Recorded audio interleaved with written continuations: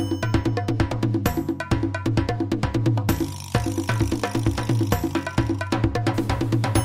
selamat datang di podcast Montase Film FM.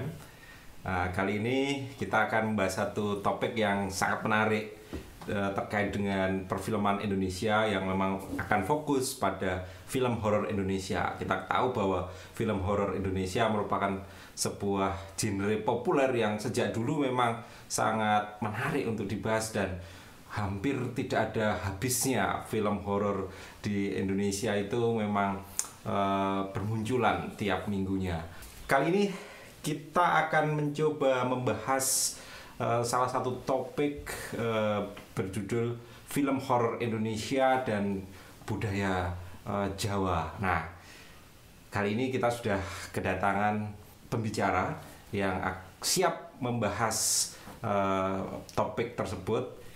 Saya sendiri ada Dwi Nugroho. Saya adalah penulis dari montasefilm.com dan dosen film di Institut Seni Indonesia Yogyakarta, jurusan film. Nah, lalu ada Mas Himawan Pratista, penulis dan kritikus dari montasefilm.com juga. Lalu ada Mas Sri Margono, seorang sejarawan dan ahli budaya Jawa dari Universitas Gadjah Mada. Selamat datang di podcast montasefilm.com, Mas. Terima kasih. Kali ini seperti yang saya sampaikan tadi bahwa film dan budaya Jawa itu memiliki keterkaitan yang juga seringkali digunakan untuk sebagai topik atau bahasan di dalam sebuah film.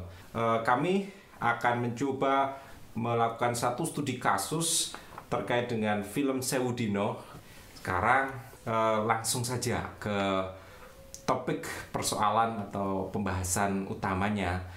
Film horor itu pasti ide ceritanya bersumber tidak jauh-jauh dari kebudayaan masyarakat setempat, terutama masyarakat Jawa. Hampir kebanyakan film-film horor di Indonesia itu memang ide ceritanya dari budaya Jawa. Memang bicara soal mitos ini menjadi satu hal yang secara turun-temurun disampaikan masyarakat dan kisah-kisah mistisnya terkait dengan sosok gaibnya, kutukan, ritual, atau lokasi angker. Nah, ini memang bisa menjadi satu ide cerita yang diangkat dalam film horor nasional, dan ini sudah banyak perspektifnya tentu saja dalam film-film horor nasional kita.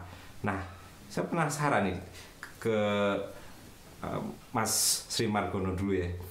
Sebenarnya bagaimana mitos dan mitologi Jawa ini dihubungkan dengan budaya Jawa yang akhirnya juga pemaknaannya menjadi ke arah yang sesuatu hal-hal yang bersifat mistik atau mistis itu. Oke, sebetulnya mitos itu dikenal oleh semua etnik bangsa di dunia ini, semua mengenal mitos-mitosan. Cuman di Jawa ini menjadi sangat spesifik ya, karena memiliki latar sejarah sendiri. Nah, gitu. Kalau sebetulnya untuk bisa memahami mitos dengan baik, maka kita justru berawal dari fungsi mitosnya. Fungsi mitos bagi orang Jawa itu untuk apa sebetulnya? Biasanya mitos itu muncul, diproduksi jika terjadi semacam goncangan, ancaman, atau sesuatu yang bisa mengganggu komunitas itu. Nah, misalnya ini biasanya mitos-mitos baru selalu muncul setiap ada perubahan-perubahan yang drastis. Misalnya muncul kepercayaan baru, agama baru, kekuasaan baru, rejim yang baru, yang bisa mengancam terhadap keharmonisan atau sesuatu yang sudah established di dalam komunitas itu. Maka muncullah mitos-mitos itu dibuat. Sehingga fungsi mitos pada sebenarnya adalah untuk mempertahankan eksistensi dari komunitas lama, kepercayaan lama, kemudian juga keharmonisan terhadap ancaman-ancaman yang baru itu sendiri gitu.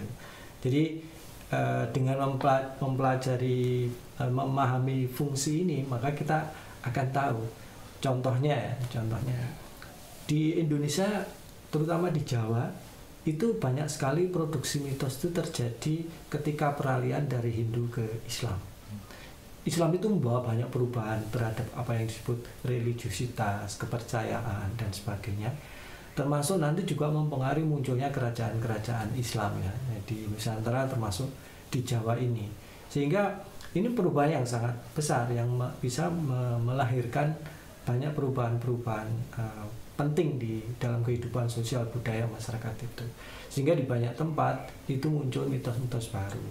Nah, misalnya komunitas-komunitas yang memiliki kepercayaan lama, agama lama, yang memiliki tempat-tempat suci yang dulu dipakai untuk entah itu yang berupa candi atau arca atau tempat-tempat suci yang lain, atau bahkan mungkin di bawah pohon yang sangat besar dan sebagainya. Dan sebagainya. Nah, itu kemudian untuk mempertahankan artefak-artefak lama itu, maka mereka mencoba memproduksi mitos baru terhadap ini supaya tidak ada gangguan. Tujuannya apa? Untuk menciptakan submisivisme atau menciptakan kepatuhan juga terhadap larangan-larangan yang mereka, atau juga untuk mempertahankan kebudayaan yang sudah ada itu. Nah, dalam film itu memang ada satu visualisasi yang khas, visual yang memang secara estetika bisa divisualkan dalam bentuk yang sangat artistik gitu ya. Nah, bagaimana cerita horor dan yang bernuansa Jawa ini biasa divisualisasikan ini, Mas Himawan? Oke, ini kalau di konteksnya film ya, apalagi film horor ya, ini yang paling jelas itu kelihatan pasti dari aspek setting nih. Soalnya ini visual banget ya. Ini lokasi, terus properti, terus kostum, itu yang kelihatan. Nah, itu pasti bangunan dan arsitektur itu pasti kelihatan banget. Dan satu lagi adalah aspek suara. Nah, kalau dari suara sendiri itu seperti penggunaan bahasa, terus juga musik misalnya. Itu kalau di film horor itu kan tembang, gamelan itu sering dipakai kan. Entah itu dipakai untuk membuat atmosfer horornya atau enggak memang itu terrelate sama ceritanya di situ. Oke. Baik. Nah, tadi seperti yang disampaikan oleh Mas Sri Margono bahwa mitologi itu bisa bersinggungan atau beririsan dengan berbagai hal. Salah satunya mungkin ada satu lokasi yang angker misalnya dianggap memiliki penunggu atau apa gitu ya, yang akhirnya masyarakat Jawa akhirnya percaya dan secara turun-temurun menyampaikan itu pada anak cucunya. Nah, ini memang juga dari sisi penceritaan menjadi salah satu hal yang menarik juga, karena ini paling sering juga di film horor itu lokasi angker menjadi ide cerita gitu. Karena di mana gitu ya. Setiap masyarakat Jawa mungkin percaya bahwa di setiap sudut, di setiap lokasi itu memiliki penunggunya. Tapi tidak hanya itu saja, kepercayaan masyarakat Jawa itu dia tidak hanya bangunan ya sepertinya, tetapi juga satu lokasi-lokasi kayak di beberapa film itu seperti di Kuntilanak tahun 2006 itu ada satu objek pohon yang sangat besar itu menjadi dikeramatkan dan kadang dikorelasikan sebagai sebagai tempat tinggal si Kuntilanak. Berbicara soal lokasi angker nih Mas Margono, bagaimana kaitannya dengan mitologi yang beredar dalam kebudayaan Jawa? Ya, biasanya produksi mitos terhadap tempat ruang atau ruang angker dan sebagainya itu diproduksi oleh orang yang memiliki kepentingan terhadap tempat itu. Nah, itu sudah pasti. Contoh ya, contoh dalam Perempuan Tanah Jahanam ada rumah yang angker ya, yang tidak ada orang berani masuk ke rumah itu karena ternyata rumah itu menyimpan rahasia. Rahasia apa? Di mana bayi-bayi dikuburkan. Nah, yang menguburkan adalah dulu pemilik rumah itu. Sehingga rumah itu sengaja diangkerkan karena memang nanti di situ rahasia utama dari keseluruhan cerita itu ada di situ. Sehingga jangan sampai orang masuk situ, kalau masuk terbongkar kan. Nah, itu jadi itu juga terjadi pada kelompok jenis-jenis tempat angker yang lain selalu dibuat begitu. Misalnya pembuatan dalam cerita KKN Desa Penari itu juga ada suatu wilayah tempat yang orang dilarang masuk hutan, ternyata di sana ada rahasia tentang mengapa terjadi peristiwa di masa lalu yang menyebabkan penduduk di situ menabuhkan tempat ini. Ternyata tempat itu menyimpan rahasia tentang masa lalu, sehingga orang jangan sampai masuk itu. Kalau terjadi itu rahasia masa lalu akan terbongkar seperti itu. Jadi sebetulnya mitologi itu diproduksi oleh orang yang memiliki kepentingan terhadap itu agar status quo-nya tidak terbongkar atau rahasianya tidak terbongkar seperti itu. Itu semua dilakukan oleh sekelompok masyarakat untuk menghindari hal-hal. Apalagi kalau kemudian rahasia itu sudah milik komunitas, bukan milik individu lagi. Misalnya sebuah komunitas, entah itu desa, entah itu warga yang lebih luas lagi, komunitas adat dan sebagainya, itu akan dijaga bersama-sama. Jangan sampai itu terjadi atau rahasia itu terbongkar. Nah, itu menjadi ide cerita yang menarik untuk difilmkan, untuk kemudian dibumbu-bumbui dengan cerita-cerita yang dramatisasi. Karena apa? Masyarakat Jawa itu sangat percaya terhadap hal-hal yang mistis seperti itu. Nah, itu jadi dimanfaatkan. Artinya itu jadi semacam pasar yang baik untuk direproduksi mitos itu dalam bentuk film. Nah, oke. Nah, misalkan ada satu pohon besar gitu ya. Itu paling sering nih orang tidak berani mendekat atau mungkin tidak berani menebang karena pasti ada satu mitologi terkait dengan satu lokasi tersebut gitu ya. Iya, ini misalnya di dalam aturan-aturan keraton di Yogyakarta, saya hanya mempelajari arsip-arsip keraton mengenai pengangkatan para kepala-kepala desa seperti Demang, seperti Bekel dan sebagainya. Itu kalau ada seorang Demang, Bekel diangkat sebagai kepala desa, itu akan diberi piagem atau semacam kekancingan. Nah, di kancingan itu disebutkan artikel-artikel yang berupa larangan dan kewajiban dia sebagai kepala desa. Nah, salah satunya adalah harus ngopeni pohon tertentu di desa itu yang bisa menjadi aset besar misalnya. Kenapa?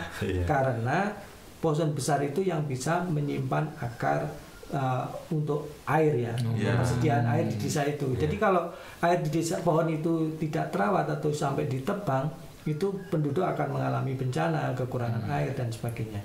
Nah, agar larangan itu dipatuhi oleh masyarakat, saya akan membumbui. Sebagai kepala desa, saya akan memproduksi mitos tentang pohon itu. Pohon itu harus diselamatkan hari ini, tapi bagaimana cara membuat orang patuh? Ya, kita bumbui mitos-mitos seperti ini supaya dipatuhi. Berikutnya mungkin salah satu hal yang sangat beririsan dengan mitos itu adalah benda gaib ya. Ini masyarakat Jawa sangat kental hubungannya dengan benda gaib atau satu benda yang memang sengaja dikeramatkan. Bagaimana perspektif dalam kebudayaan Jawa? Apakah benda gaib itu memang bisa menjadi satu dalam tanda kutip rumah, sebuah keris memiliki penunggunya begitu? Bagaimana perspektif dalam budaya Jawa? Dalam perspektif budaya Jawa itu ada dua istilah penting yang di mana benda itu memiliki spirit ya, bisa diletakkan spirit di dalamnya. Yang pertama jimat, yang kedua adalah pusaka. Nah, kalau pusaka biasanya berupa berbagai jenis senjata, bisa keris, bisa tombak, bisa jenis keris yang lain. Kalau perempuan biasanya kerisnya namanya wedung dan sebagainya. Nah, itu biasanya salah benda yang bisa dimasuki spirit atau roh. Sehingga dalam kepercayaan Jawa, empu-empu pembuat keris, pembuat pusaka itu dalam membuat itu tidak sekedar sekedar menempa besi, tetapi juga melakukan laku, istilahnya orang Jawa itu namanya, dengan puasa, dengan melakukan berbagai jenis ritual yang lain yang bisa mengundang spirit yang ada di sana. Nah, biasanya si empu membuat pusaka itu akan memahami ini pusaka akan digunakan untuk apa? Untuk perang kah? Untuk dipakai untuk di medan perang? Ataukah ini seperti piagem, ageman yang akan dipakai untuk ritual-ritual atau ini keris yang dipakai untuk menolak bala, atau keris pusaka yang dipakai. Nah itu semua ritualnya akan berbeda ada oleh si empu, dan karena ada kepercayaan seperti itu. Nah yang lain tuh jimat. Jimat itu bentuknya bisa apa aja, bisa buntet, bisa apanya. Pokoknya yang simpel biasanya. Jimat biasanya simpel yang bisa disimpan dengan mudah, diletakkan di tempat yang mudah juga. Nah dan dia juga memiliki kekuatan tertentu jika dipuja atau jadi dia selalu dia muncul hanya kalau diperlukan seperti itu, jimat seperti itu. Nah itu juga berkaitan nanti apa yang disebut dengan ilmu hitam itu, atau ilmu putih dan ilmu hitam seperti itu. Nah itu nanti bisa dibahas dalam ya. Nah dalam mitologi Jawa dan di dalam film-film yang muncul di dalam perfilman Indonesia, sosok gaib itu memiliki karakteristik yang memang secara fisik beda-beda gitu. Ada kuntilanak, ada pocong, ada sundel bolong, ada genderuwo, ada wewe, ada tuyul, ada lampor, dan sebenarnya masih banyak lagi tuh. Maksudnya karakter-karakter itu, dan ini semua sosok gaib ini sudah difilmkan sepertinya.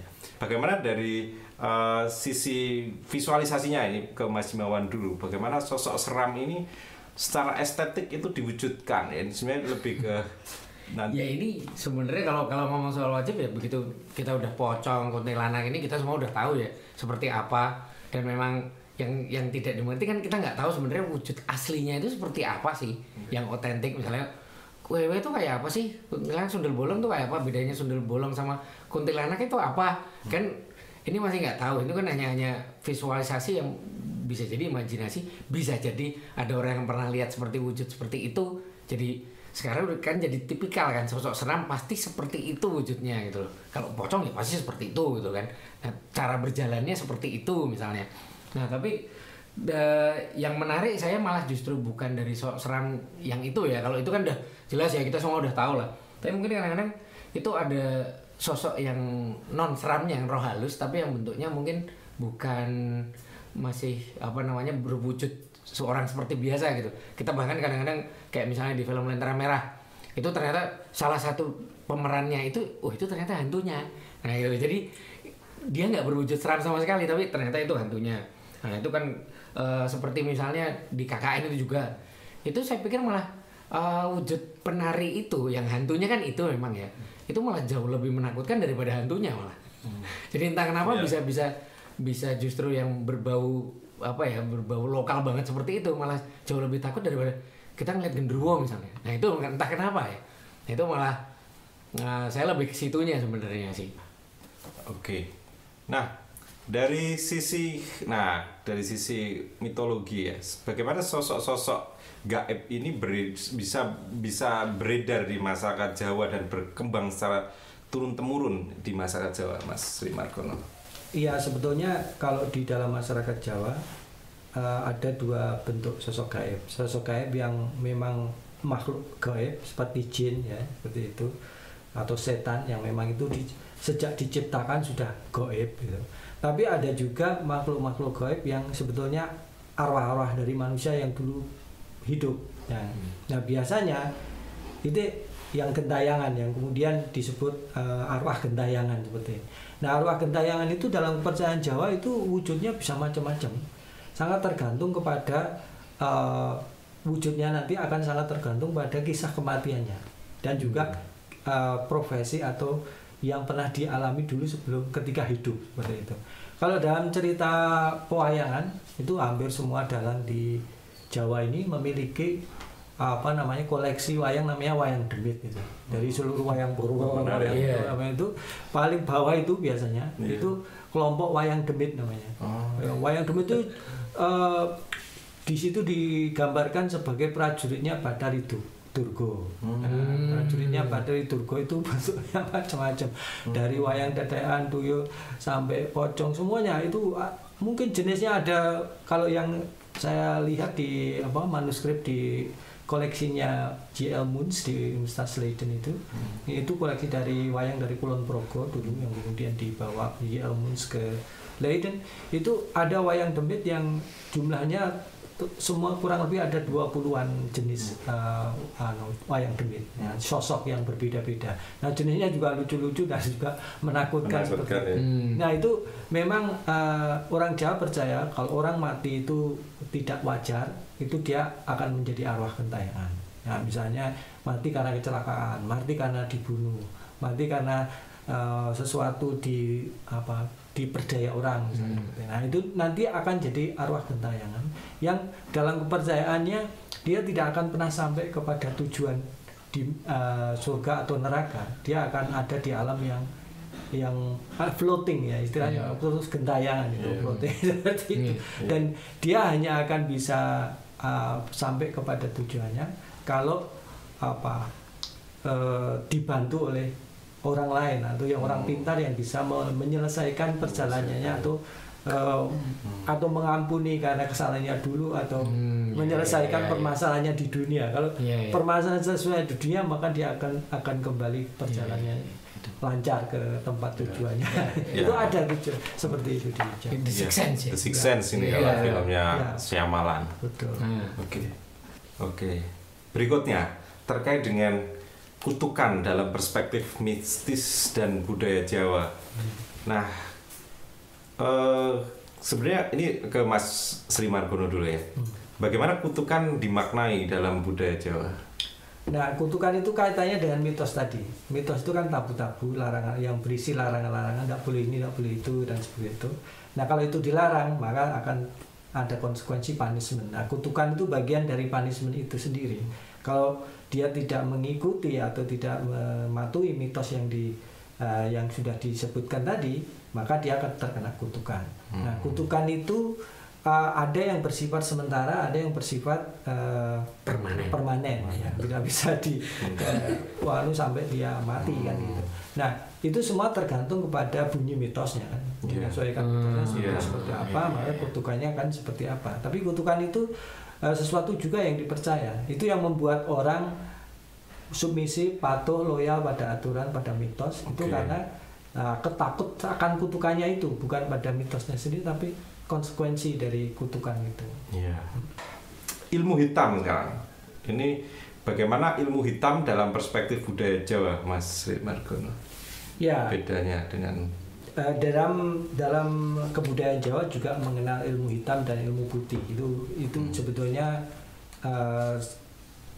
general ya, bisa ditemukan di banyak etnis di dunia ini. Di Jawa punya ilmu sendiri, dan ilmu itu karena dia sudah sebagai ilmu tentunya bisa dipelajari. Orang yang tidak punya bisa punya dengan mempelajarinya seperti itu. Dan itu kalau di dalam tembang Jawa itu ada tembang ilmu iku kalakone kanthi laku. Nah, sepertinya ilmu itu bisa didapat dengan cara laku. Nah, kalau orang zaman sekarang kan ilmu itu dengan sekolah, belajar dan itu. Kalau orang Jawa nggak cukup hanya mempelajari 1 + 1 2 gitu. Tapi laku bagi orang Jawa itu laku batin. Nah, laku batin itu yang bersifat spiritual. Seperti puasa, puasa itu bentuk macam-macam, bukan makan nasi atau bahkan merendam diri di sungai yang lama atau ngebleng buat makan apa sekian ini atau tidak menyalakan api dan sebagainya. Itu berbagai jenis laku yang bisa dilakukan, tapi itu dikenal dalam sejarah. Studi kasus Sewu Dino ya, salah satu film horor yang baru muncul di Lebaran kemarin. Ini menjadi satu hal yang menarik untuk dibahas, bagaimana film ini memiliki satu elemen budaya Jawa yang sangat khas. Jadi poin cerita dari film ini sebenarnya lebih ke bagaimana persaingan antara dua keluarga yang akhirnya berujung menggunakan praktik ilmu hitam gitu ya. Dan di film ini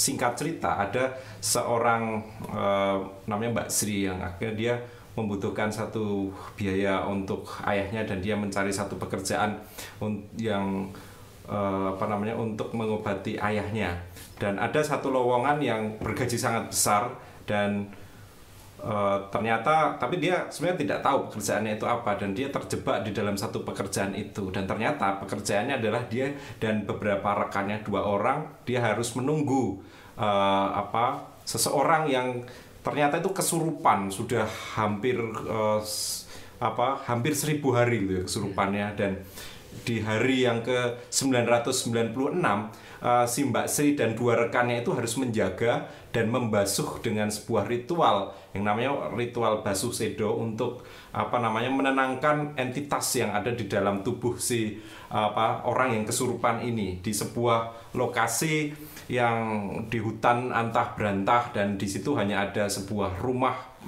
joglo yang sangat kecil dan jauh dari keramaian gitu. Dan mau tidak mau Mbak Sri ini terjebak di dalam situasi itu, dan dia tidak bisa keluar kemana-mana karena wilayah itu secara gaib dalam tanda kutip itu dipagri gitu ya, dibatasi dengan satu mantra tertentu, dengan ada menancapkan 3 buah payung gaib di berjarak dengan rumah itu gitu. Latar cerita dan tempatnya berada di Jawa Timur di tahun 2003 ya. Kita kenal bahwa Jawa Timur memang sangat kental dengan hal-hal mistik gitu ya. Dan konflik ceritanya ya sebenarnya berada di dalam ritual-ritual yang dilakukan oleh si Mbak Sri dan rekannya untuk membasuh si orang yang kesurupan ini dalam rentan waktu cerita yang hanya 4 hari menuju ke 1000 hari ini. Nah, karakternya yang unik adalah ketika tokohnya memang berweton Jumat Kliwon gitu ya, dan memang sengaja dipilih oleh orang yang bernama Mbah Karso, yang memang dia adalah nenek dari si Dela yang kesurupan itu, dan weton ini dianggap memiliki kekuatan yang bisa membasuh dan melakukan ritual basuh sedo itu terhadap si Dela yang kesurupan itu. Oke, Mas Margono, kalau dari sisi judulnya Sewu Dino ini sebenarnya kalau kaitannya dengan budaya Jawa ini bagaimana? Karena kita sering mendengar Sewu Dino ini sangat kental sekali dengan budaya Jawa. Ya, kalau selintas kalau kita mendengar Sewu Dino itu seperti ritual dalam kematian ya orang Jawa. Orang Jawa itu mengenal kalau ada keluarga yang meninggal maka akan diselamati ya. Diselamati dari 3 hari, 7 hari, 40 hari, 100 hari, baru kemudian 1000 hari gitu.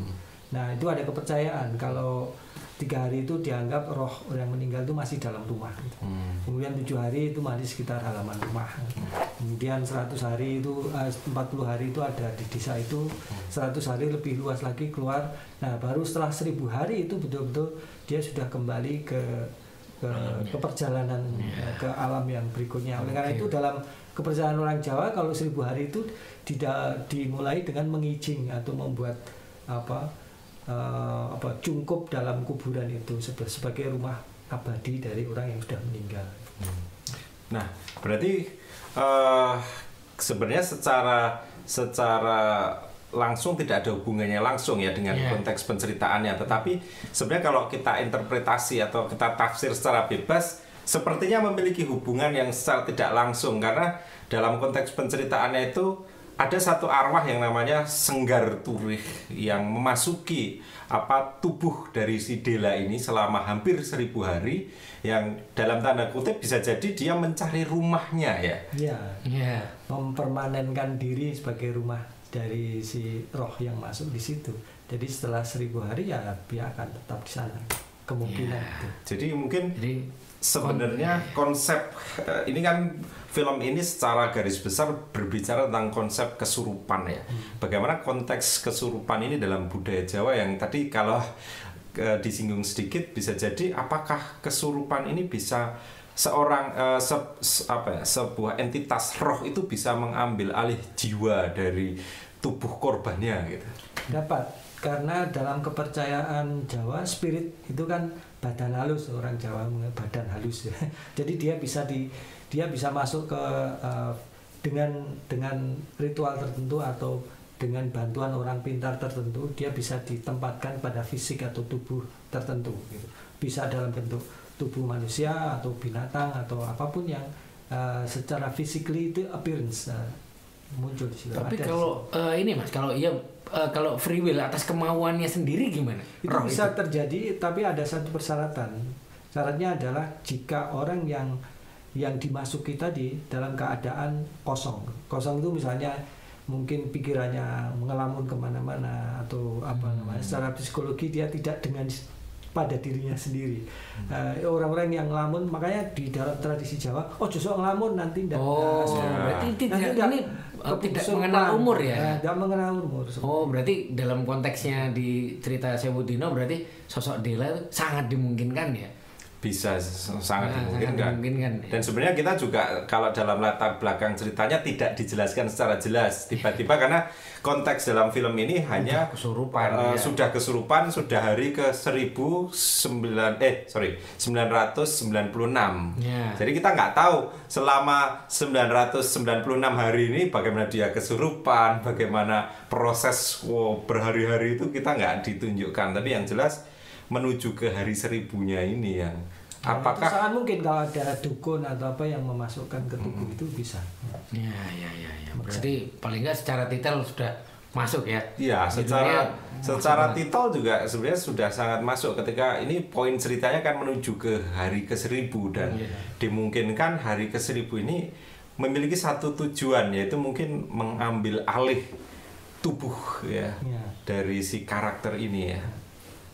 Oke, nah yang menarik sebenarnya adalah karakter si Mbak Srinya yang berweton Jumat Kliwon. Nah sebenarnya perspektif budaya Jawa terhadap weton Jumat Kliwon ini seperti apa Mas Mardono? Ya, orang Jawa percaya orang yang punya anak yang lahir dalam weton Jumat Kliwon itu dipercaya sebagai orang yang spesial, orang yang akan memiliki kemampuan linuwe. Linuwe itu lebih ya dari orang biasa. Nah, dia yang dimaksud luweh itu apa? Luweh dalam hal-hal yang gaib seperti itu. Bisa menjadi kalau bisa mau melatih batinnya, dia bisa melihat makhluk halus atau hal-hal yang gaib itu seperti itu. Nah, dalam konteks film ini sangat relevan ya. Artinya Mbak Sri ini memiliki satu kemampuan. Dia ketika dia bermimpi sebenarnya bukan juga bermimpi karena seolah-olah jiwanya dia sedang berjalan menemui si jiwa si Delanya, menemui jiwa yang tertahan di antah berantah yang diperangkap oleh si dukunnya ini. Dan Mbak Sri ini beberapa kali bertemu dan akhirnya di dalam konteks klimaks ceritanya Mbak Sri bertugas untuk menyelamatkan si Dela, mengambil dari antah berantah ke dunia nyata untuk jiwanya supaya kembali ke tubuh si Dela. Dan apakah konsep ngerogoh sukmo ya mungkin itu juga sangat kental dalam budaya Jawa. Ada, ilmu itu sangat dikenal dalam dalam tradisi kebudayaan Jawa. Dalam cerita-cerita misalnya ketoprak, dalam cerita pewayangan itu sering sekali dimunculkan cerita tentang ngerogoh sukmo. Jadi misalnya ngerogoh sukmo itu adalah ketika ada orang dikabarkan hilang entah kemana, nggak pernah pulang ke rumah, kemudian dia ngerogoh sukmo, kemudian memanggil orang yang hilang itu, tiba-tiba dia datang itu karena dia memanggil secara gaib, kemudian datang, tiba-tiba datang di hadapannya. Karena dia sudah, atau dia bisa kalau dalam mitologi daerah Jogja ini, Sultan Agung itu kalau hari Jumatannya di Mekah. Itu physically dia di rumah, tapi sukmanya dia ke Mekah sana untuk sholat Jumat. Itu dalam kepercayaan Jawa. Oke. Dan itu kebetulan juga di film itu visualisasinya juga pas ya, dia pakai pembeda nggak siang juga nggak malam. Gitu loh. Jadi kesan ini alam roh itu kuat gitu loh. Jadi sangat-sangat mendukung juga. Ada perbedaannya gitu ya antara dunia nyata dan itu agak tegas. Nah, sebenarnya juga dalam konteks setting di film ini ada istilah pager gaib gitu ya. Nah, apakah itu memungkinkan ya dalam kebudayaan Jawa sebuah lokasi itu dipagari atau dibatasi supaya orang awam tidak bisa keluar dari wilayah itu sehingga dia terperangkap secara nyata di lokasi itu. Atau mungkin ini untuk merangkap hantu ya, biar nggak bisa keluar untuk mungkin. Memperangkap hantu. Konsep seperti itu. Ya itu sangat mungkin ya, sangat mungkin, dan di Jawa juga dikenal seperti itu. Dalam tradisi wayang Ramayana dan tradisi Hindu itu dia diceritakan tentang Laksmana yang disuruh menjaga Sinta di hutan gitu. Lalu karena Laksmana harus melakukan sesuatu, terpaksa harus meninggalkan Sinta, maka agar Sinta selamat, maka si Laksmana membuat pagar gaib yang tidak bisa dilangkai oleh Sinta itu, dan oleh siapapun tidak bisa akan menyentuh Sinta seperti itu.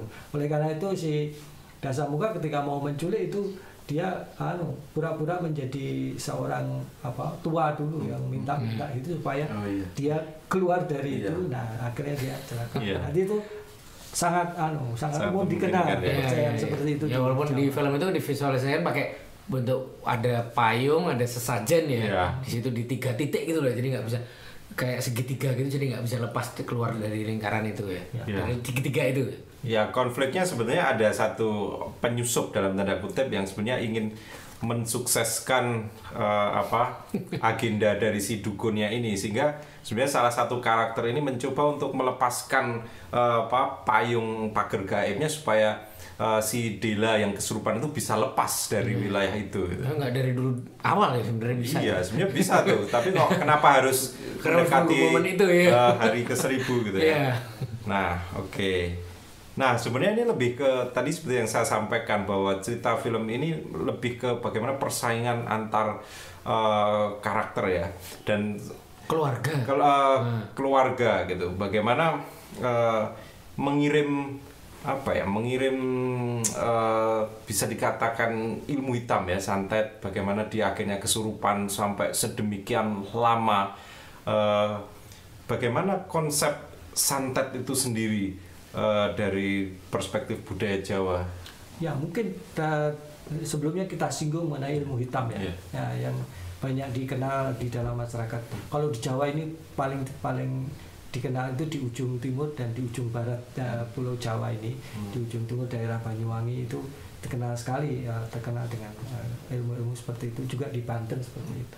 Jadi itu sesuatu yang bisa dipelajari, yang bisa dipakai untuk, makanya ada istilahnya kalau ada ilmu hitam dan ilmu putih gitu. Ilmu putih biasanya dikembangkan untuk kebaikan, jadi ilmu santet yang digunakan untuk kebaikan, ilmu hitam untuk teluh atau untuk membunuh orang atau mencelakai orang. Baik. Nah, ada satu adegan di mana ketika si dukunnya ini tidak berhasil untuk ketika si Mbak Sri berhasil untuk menyelamatkan si Dela, akhirnya si dukunnya ini diserang oleh si entitas yang namanya Senggar Turih ini. Akhirnya seolah-olah dukunnya akhirnya menjadi tumbal dari entitas ini. Apakah ini sangat lazim kan kalau menyandet itu kan ibaratnya perjanjian dengan setan gitu ya, perjanjian dengan roh jahat seperti itu. Yang tergantung pada perjanjian itu. Roh jahat pun tidak mau voluntary sama kecuali kalau ada imbalan. Kocok dewe gitu nggak bisa ya. Aku bantu gue tapi imbalannya nih orang ini. Saya nggak bisa berhasil ya kamu sendiri yang harus menanggung akibatnya seperti itu. Jadi semacam konsep tumbal gitu ya. Ya seperti tumbal. Semua harus ditumbali. Berarti ini kan gampangnya kalau di film ini ceritanya ketika si Dela nggak bisa dimasukin, akhirnya yang jadi sasaran si yang ngirim kan. Iya, si dukunnya ini ya. Dukunnya yang mati kan. Iya.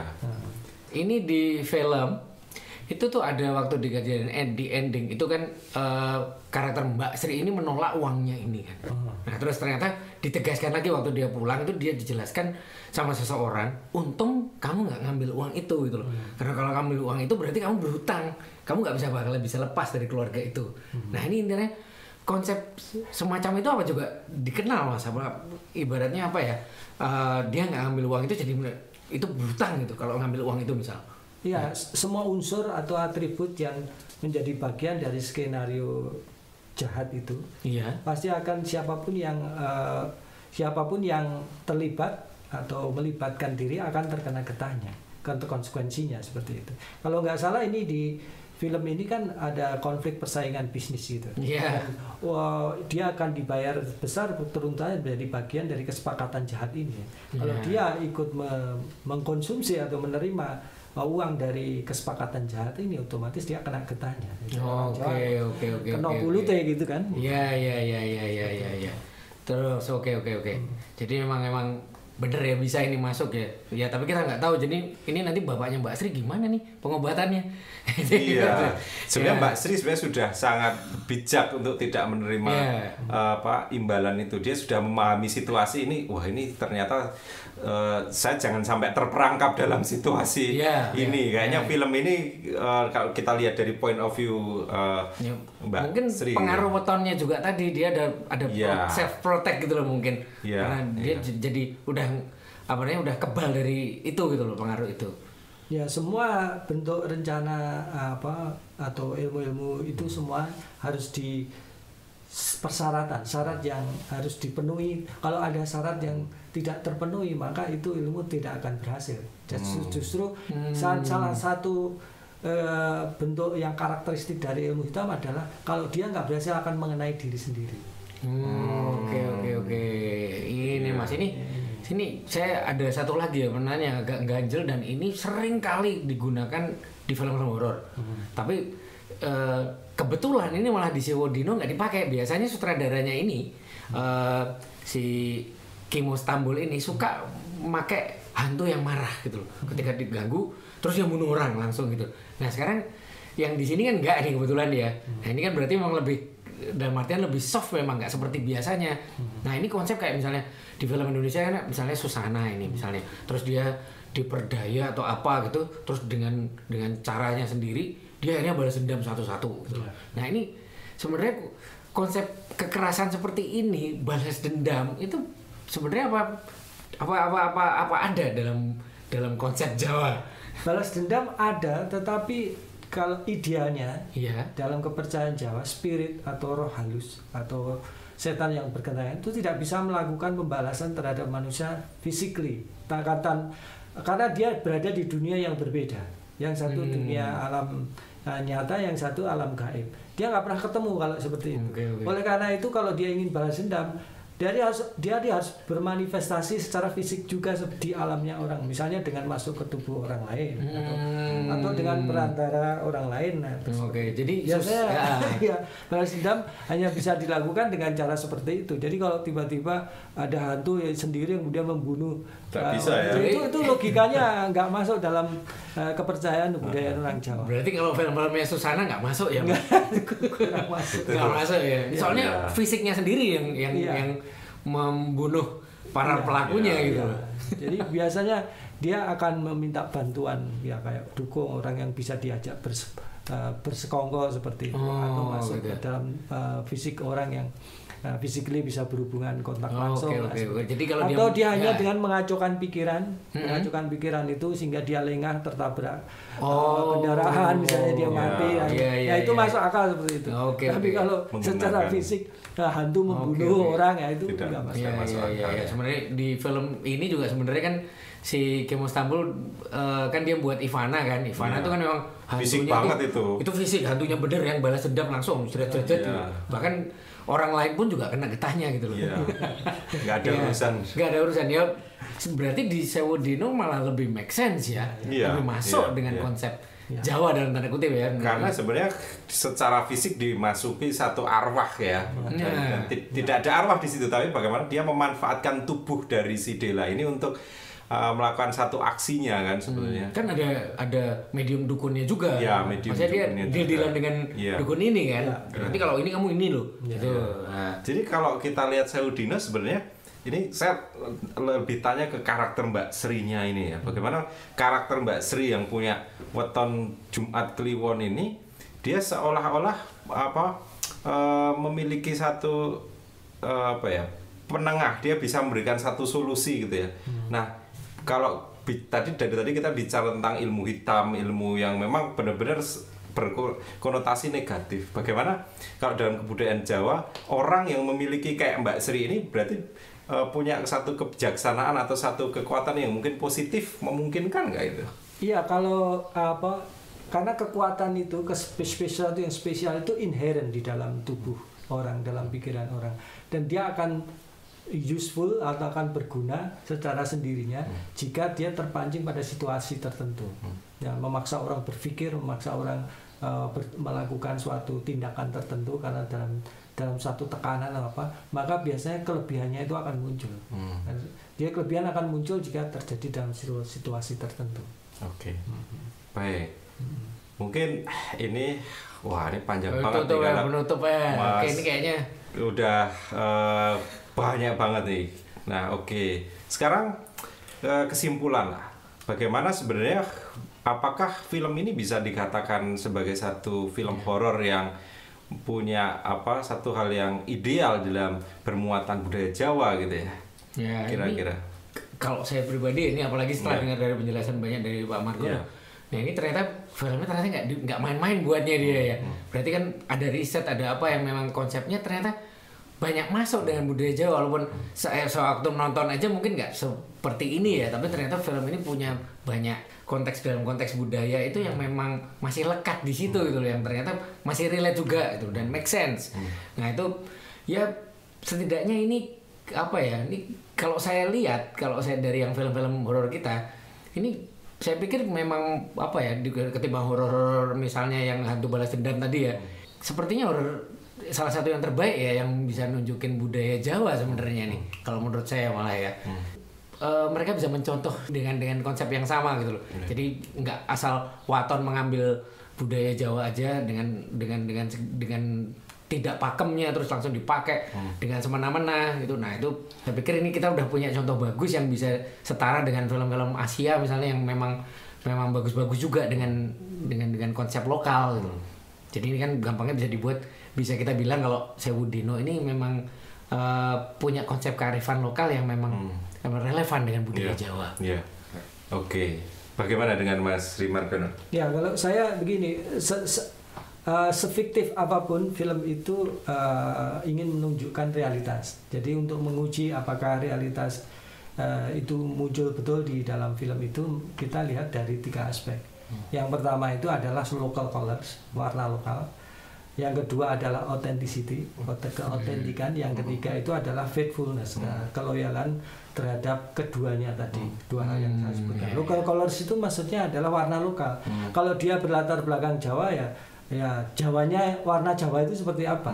Nah, kalau dia Jawa Timur itu seperti apa, bisa ditunjukkan dalam keyakinan, dalam bahasa, dalam lokalitas, dan itu muncul nggak di film ini. Kalau dia muncul, berarti ini satu syarat sudah terpenuhi. Yang kedua adalah otentik. Otentik itu apakah itu betul-betul otentik Jawa dalam hal keyakinan, gagasan, pemikiran, religiusitas dan sebagainya, muncul nggak di situ.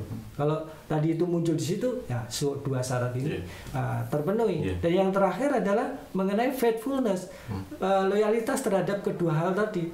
Apakah si sutradara, si pembuat film itu betul-betul sudah benar-benar loyal terhadap semua pakem-pakem yang ada itu. Kalau itu tiga-tiganya sudah terpenuhi, ya itu sudah memenuhi syarat saya kira. Berarti kita bisa simpulkan bahwa film Sewu Dino ini menjadi satu film yang memiliki satu karakter budaya Jawa yang khas dan memiliki dan memiliki kedalaman riset terhadap budaya Jawa yang sangat bisa dijadikan satu contoh yang baik untuk memperkenalkan satu budaya Jawa ke kancah internasional. Dan film horor semacam ini yang seharusnya mungkin diangkat dan sangat potensial untuk diangkat ke pasar internasional dan bersaing secara internasional, karena kita menunjukkan satu budaya Jawa kita, bagaimana kearifan lokal, mitologi yang bisa diangkat yang sangat lokalitas, yang tentu saja akan menarik penonton dari luar dan pasar internasional.